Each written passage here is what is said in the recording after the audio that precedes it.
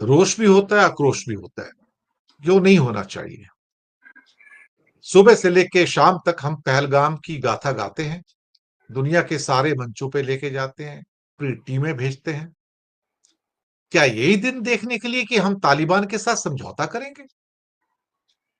हम उसके साथ गलबैया डालेंगे, मोहब्बत की पींगे पढ़ाएंगे उसके साथ में? वो महिलाओं के, बच्चों के प्रति टॉर्चर करते हैं, उनको जानवरों की तरह ट्रीट करते हैं। आप सोचिए कि वहां पर जो हो रहा है वो कितना बुरा हो सकता है दुनिया के अंदर, और हम उनके साथ खड़े हैं सर। हम उस मुद्दे को नहीं उठाते। जयशंकर से पूछा गया, did you raise the issue of women in the Afghanistan? No, no sir. फिर कहा कि पाकिस्तान के साथ युद्ध हुआ तो एक ही देश ने हमको फुल स्केल सपोर्ट दिया था, अफगानिस्तान। आज हमारी ये हालत हो गई है कि हम तरस गए हैं सपोर्ट को देख। आतंकवादी देश हमको अगर सपोर्ट करेगा तो हम उसके साथ चलेंगे हम। सर कुछ तो शर्म होनी चाहिए ना आंखों की, कुछ तो शर्म होनी चाहिए। और सबको पता कि तालिबान कैसा है, बाकी कौन सा देश क्या संबंध रखता है उनके साथ कैसे नहीं। हम अफगानिस्तान के लोगों के खिलाफ नहीं है, मैं आपको पहले बता दूं। अफगानिस्तान के लोगों के साथ हमारे सदियों पुराने संबंध रहे हैं और आज भी हैं, उनकी इज्जत करते हैं। अफगानिस्तान की क्रिकेट टीम का बेस देहरादून रहा है सदियों से सर, वहां पे प्रैक्टिस करते आए, उनको रहने की जगह दी हुई है वहां पर। उनके लोगों से हमें कोई दुश्मनी नहीं है, उनके लोग भी त्रस्त हैं। लेकिन हम तो उनकी जनता के प्रति भी थोड़े बहुत भी उत्तरदायित्व नहीं रखते हैं। हम तो तालिबान के साथ समझौता करके बैठे हैं ना। हम इस सरकार के विरुद्ध हैं, हम इस आतंकवादी सरकार के विरुद्ध हैं, और यहां आके वो अपना कट्टरवाद फैला रहे हैं और हम उसे स्वीकार कर रहे हैं। ये स्वीकार नहीं सर। विनय ठाकुर जी। धन्यवाद दिनेश जी। हमारे दोनों पूर्व वक्ताओं ने अपनी राय इस बारे पर रखी। देखिए, ये जो स्थिति आई है, ये दो चीजों को बहुत साफ तौर पर दिखलाती है। वो एक तो ये कि एक देश के रूप में हमने as a character of nation के रूप में हम कहाँ पहुंचे। एक वक्त ऐसा था जब हमारी आर्थिक हैसियत उतनी बड़ी नहीं थी, हमारी सामरिक हैसियत उतनी बड़ी नहीं थी, फिर भी हमारे नेशन का जो कैरेक्टर था, हमारे लीडरशिप का जो कैरेक्टर था, उसकी वजह से पूरी दुनिया में हमारी शाख थी और दुनिया की दोनों बड़ी महाशक्तियां हमारी राय मानने को बाध्य थी। एक और दूसरी बात ये कि ऐसी स्थिति आई है कि हम हमारे लिए ये ज्यादा महत्वपूर्ण है कि अफगानिस्तान की मदद ज्यादा जरूरी है, बजाय इसके कि उससे जो है हमारे जो संविधान में जिस तरह का देश बनाने की बात की गई थी, जिस तरह के आदर्श रखे गए थे, उसको कॉम्प्रोमाइज किया जाए। तो ये इस बात को भी दिखलाता है कि हमारी जो विदेश नीति रही है और जो जो हमारे लीडरशिप रही है, उसने हमारे देश को किस जगह लाकर खड़ा कर दिया है कि हम अपने कैरेक्टर को छोड़ करके अपने देश की जो पूरा जो हमारी विरासत रही है उसको छोड़ करके हम किसी भी हद तक जा करके किसी भी ताकत से हाथ मिलाने को तैयार है। आप कह सकते हैं कि जो आप ये भी कह सकते हैं कि हमारे नेताओं ने इस तरह की ललक है, इतनी जल्दी अपने आप को जो है वो विश्व गुरु साबित करने की उसमें होड़ में शामिल है कि वो जो दुनिया की जितनी विश्व शक्तियां हैं, उनकी जितनी तमाम बुराइयां हैं, सब चीज को वो एडॉप्ट कर ले रहे हैं। चाहे वो घर में घुसने की मारने की बात हो, चाहे वो तमाम डर्टी टिक्स अपनाने की बात हो, सारा कुछ वो मांग ले रहे हैं। और उसके अलावा जो हमारा जिसको बोलते हैं क्ले फुटेड अप्रोच जो है वो भी दिखता है। आज आप चीन के साथ आप आज आपको लगता है कि अमेरिका जो है चीन के खिलाफ आपके साथ खड़ा है, तो आप चीन के खिलाफ सीना फुला करके खड़े हो जाते हैं। आप कहते हैं हमने उनको गलवान में धूल चटा दी। और कल अमेरिका का रुख बदलता है तो आप इसके बावजूद कि आप तमाम अमेरिका की बदतमीजियां बर्दाश्त करते हैं, वो आपके नागरिकों को अपमानित करके यहाँ भेजता है, वो आपके ऊपर गैर वाजिब आर्थिक शर्तें लादने की कोशिश करता है, उसके बावजूद वो आप अमेरिका को खुश रखने की कोशिश करते हैं, और जब असफल होते हैं तो लौट के बुद्धू घर के आए की तरह जो फिर जाकर के आप भागते हैं चीन की तरफ कि हम चीन के साथ साझा मोर्चा बनाए। आप अपने पड़ोस के जितने पड़ोसी हैं उसमें से किसी को भी ठीक से साध करके अपने साथ नहीं रख पाते। देखिए, हमारी एक नीति जो थी वो ये भी थी कि अफगानिस्तान अफगानिस्तान कोई मोनोलिथिक कंट्री नहीं है। अफगानिस्तान सिर्फ तालिबानियों का देश नहीं है। अफगानिस्तान में बहुत कल्चरल डाइवर्सिटी है, वहाँ ताजिक भी है, वहाँ कजाक भी है, वहाँ सिया भी है, वहाँ अजरबैजानी भी है। एक समय में भारत उन लोगों को के हकूक की लड़ाई लड़ता रहा है, नॉर्दर्न अलायंसेस के साथ खड़ा रहा है, ताकि इन तालिबानियों की जो तानाशाही है उस पर लगाम लगाई जा सके। लेकिन आज जो स्थिति है वो स्थिति ये है कि आप शुद्ध आर्थिक और सामरिक लाभ के लिए आप चीजों को छोड़ रहे हैं।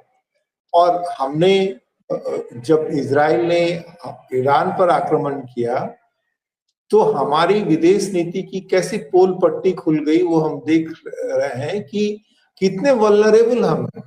एकमात्र देश जिसको आप मानते हैं कि वो आपका सबसे बड़ा मिलिट्री सपोर्ट है, सामरिक वो है, वो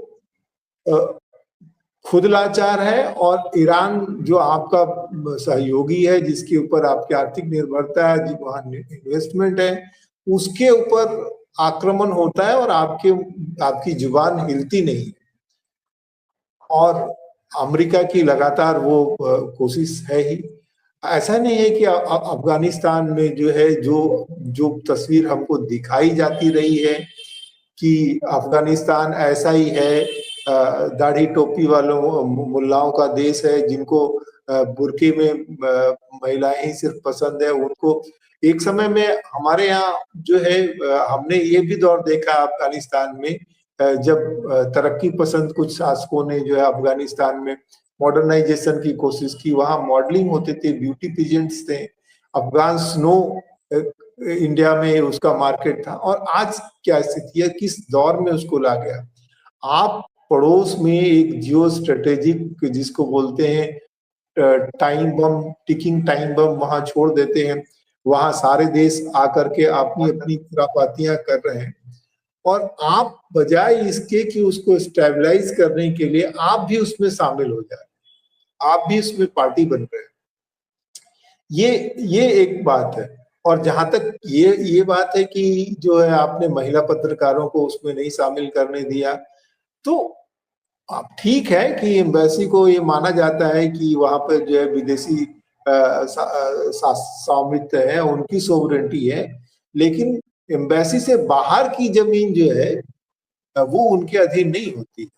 आपने अमेरिकी एम्बेसी के मामले में इंडिया ने दिखाया था कि किस तरह से आप एक्शन ले सकते हैं, क्या कर सकते हैं आप। लेकिन ये जो है ये जो वो है, आप महिला पत्रकारों को वहां ले जा सकते थे, ऐसा नहीं है। या अगर वो नहीं किए तो आपने कोई डिसेंट नोट दिया, ऐसी तो बात नहीं है। तो आप जो है वही मॉडल कॉपी करना चाहते हैं जो चाइना का लुटिया पठान वाला मॉडल है, और अमेरिका का जो दादागिरी वाला मॉडल है, आप उसी मॉडल से, मतलब एक नेशन के रूप में आपकी जिन वजहों से आपकी दुनिया में साख थी कि आप डाइवर्सिटी को सपोर्ट करते हैं, आप जो है देखिए देवबंद को हम जितनी भी तारीफ करें, पर उसकी जड़ में जो खतरनाक बात यह है कि वो स्टेट से बाहर अपनी लॉयल्टी मानते हैं। देवबंद जब स्थापित किया गया था उसकी मूल चीजों में ये भी था कि स्टेट से वो कोई मदद नहीं लेंगे, ताकि स्टेट उनको जो है किसी तरह से डिक्टेट नहीं कर पाएगा, प्रभावित नहीं कर पाएगा। अंग्रेजों को दौर में ही ये हुआ था। अब ऐसी संस्थाएं जब मजबूत होंगी तो फिर आपको जो है जो आपकी जो कैरेक्टर है धर्मनिरपेक्षता की और जो बाकी चीजें हैं वो कमजोर होंगी। आपको देश को एक धर्मनिरपेक्ष तरक्की पसंद देश अगर बनाना है तो आपको धर्म पे हमला नहीं करना चाहिए, ये बात तो ठीक है, लेकिन आप अपनी तरफ से ऐसा कुछ ना करें जिससे इन संस्थाओं को मजबूती होती है और इनका प्रभाव बढ़ता है। पर हाल के समय में हमने ये देखा है कि जी जो सरकारें हैं, सरकारें इस चीज की परवाह नहीं कर रही हैं कि जो मोरल अथॉरिटी जो है कमजोर होगी, वो सिर्फ अपनी शासन की सुविधा देखती है कि उनको कोई असहजता नहीं हो, चाहे वो तस्लीमा नसरीन का मामला हो, उनको यहाँ पनाह देने का मामला हो, चाहे और कोई मामला हो। तो ये जो है हमारे लिए एक खतरनाक संदेश है। कुछ लोग मजाक में कहते थे कि जो है कि जो एएमयू में जो लोग कट्टर लोग होते थे वो आरएसएस को तो पसंद करते थे, आरएसएस के लोग, बजाय इसके कि वो उनके धुर विरोधी होते थे, लेकिन लेफ्ट को नहीं पसंद करते थे। उसमें उनका तर्क ये था कि अच्छा या बुरा इनका तो दीन है, पर ये तो लेफ्ट वाले, इनका तो कोई दीन ईमान ही नहीं। तो ये जो एक लॉजिक है वो देखिए, जो कट्टरवादी विचारधारा जो है, चाहे यहाँ की हो चाहे वहां की हो, वो एक बिंदु पर जाकर के जुड़ जाती है और वो एक दूसरे को जो है वो मदद पहुंचाते हैं। जहां भी कट्टरता होती है एक पक्ष की, वो दूसरे पक्ष को मदद पहुंचाता है, क्योंकि वो उनको वैलिडेट करता है, वो उनको कैटलाइज करता है। दुनिया में हर जगह ये चीज जो है ये है। और आपने कहा ही कि जो है कि किस तरह से इजराइल और इसमें जो है जो वैसे लोग जिनके ऊपर में आतंकवादी होने का ठप्पा लगा है, उनकी सैंक्शन कर रहे हैं। अमेरिका किस तरह सीरिया में किन लोगों को वैलिडेट कर रहा है तमाम जगहों, और हम भी उसी राह पे चल रहे हैं।